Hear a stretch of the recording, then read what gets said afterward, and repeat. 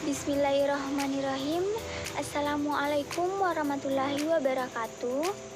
Perkenalkan, nama saya Sinta.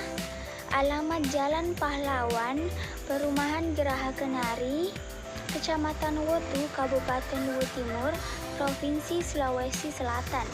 Dan saya berkuliah di Stikes Batar Guru Sorowako dengan prodi S1 Keperawatan semester 1. Dan alamat kampus Jalan Pahlawan nomor 5, Kecamatan Wotu, Kabupaten Luwu Timur, Provinsi Sulawesi Selatan. Di sini saya akan memaparkan materi mengenai penggunaan tanda baca dan ejaan, ringkasan, ikhtisar, abstrak dan sintesis, kalimat efektif, dan yang terakhir membaca kritis. Ini merupakan tugas mata kuliah Bahasa Indonesia. Baik, mari kita bahas satu persatu. Yang pertama, penggunaan tanda baca dan ejaan. Mengapa kita perlu mempelajari tanda baca dan ejaan? Karena terkadang bahasa yang diungkapkan dalam bentuk tulisan menjadi tidak efektif, yang penyebabnya antara lain kesalahan ejaan ataupun tanda baca. Dan tanda baca dan ejaan menjadi penting karena penggunaan yang tidak sesuai akan mengubah makna bahasa yang diungkapkan.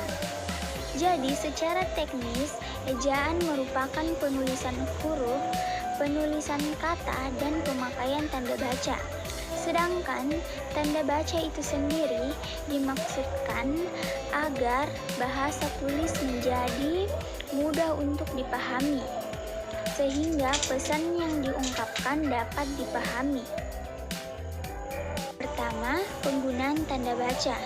Untuk memahami sebuah kalimat dengan sempurna, kita perlu memperhatikan tanda baca yang digunakan di dalamnya.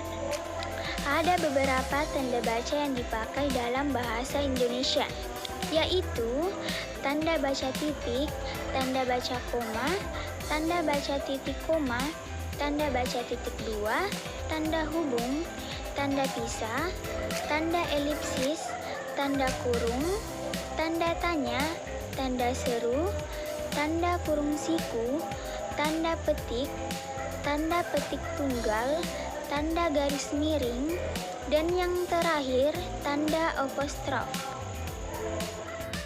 Adapun prinsip-prinsip tanda baca.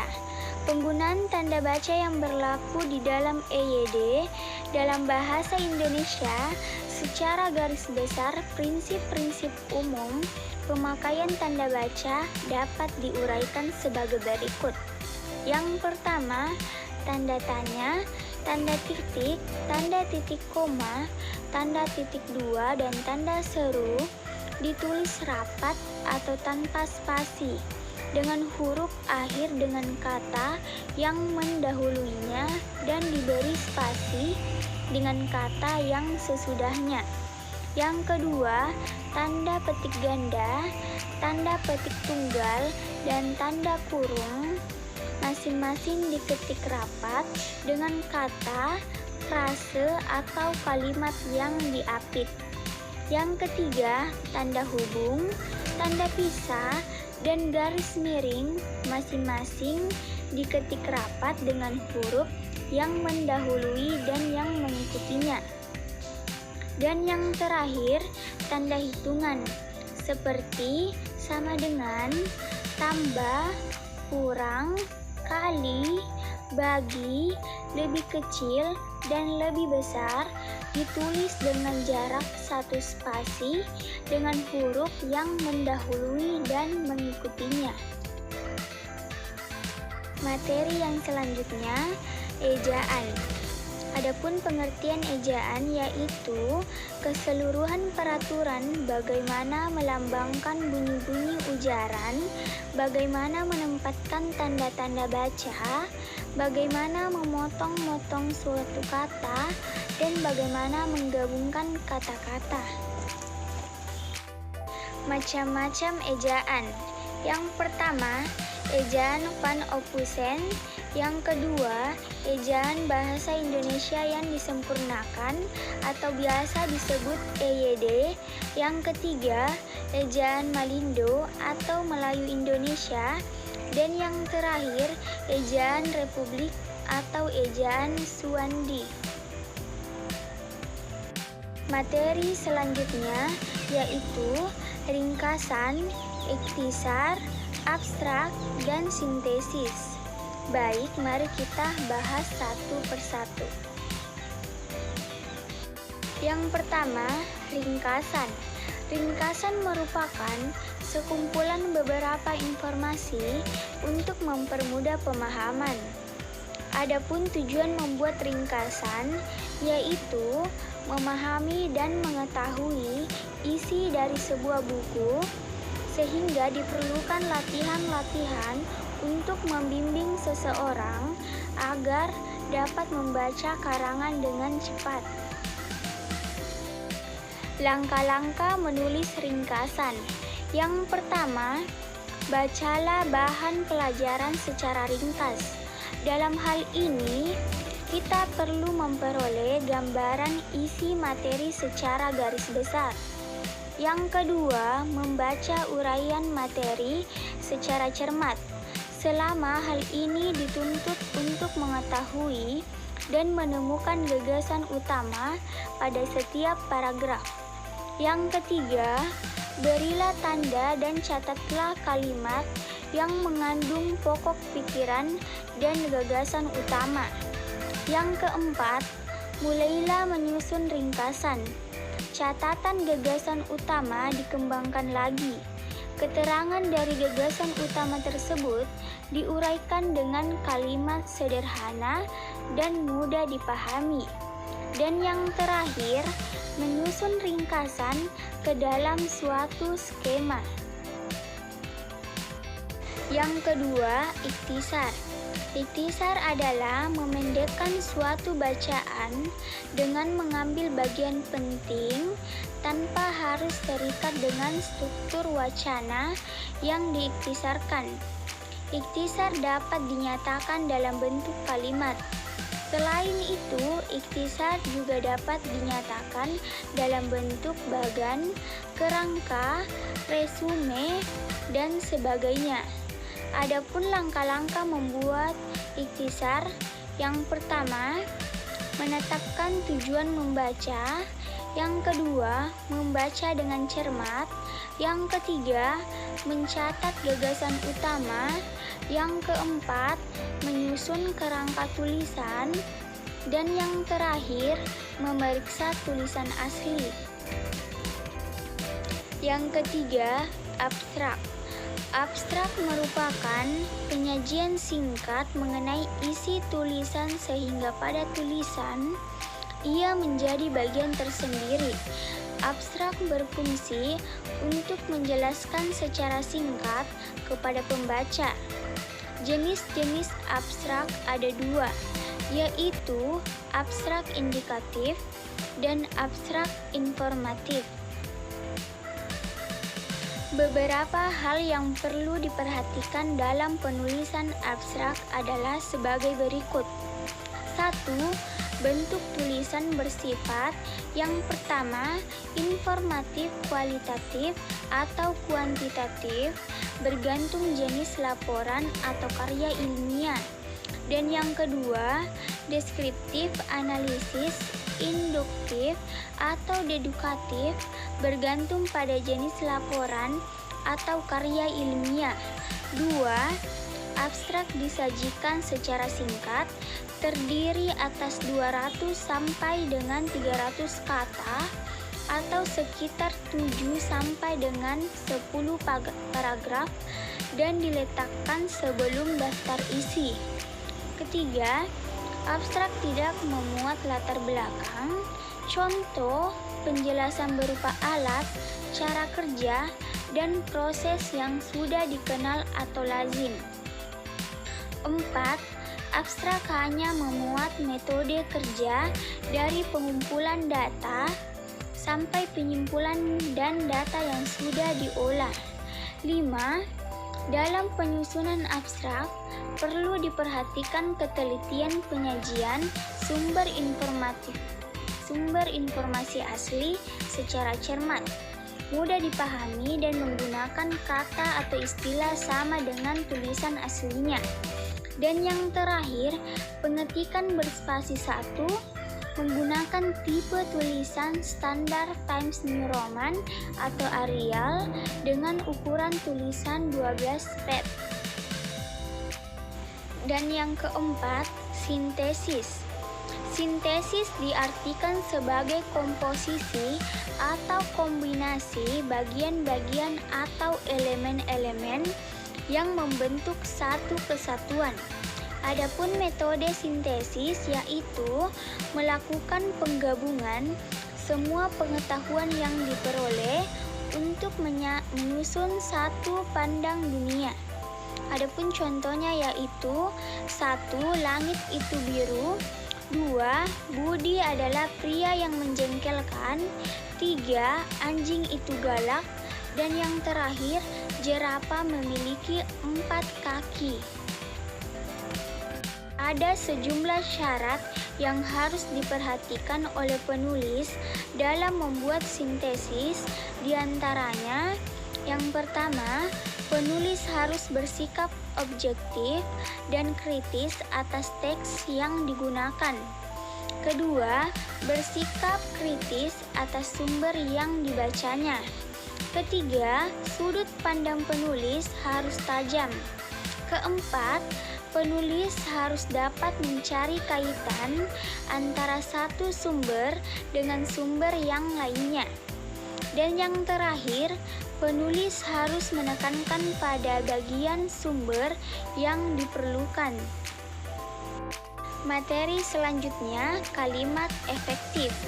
Sebelum saya masuk ke dalam kalimat efektif, terlebih dahulu saya menjelaskan apa yang dimaksud kalimat dan apa yang dimaksud efektif.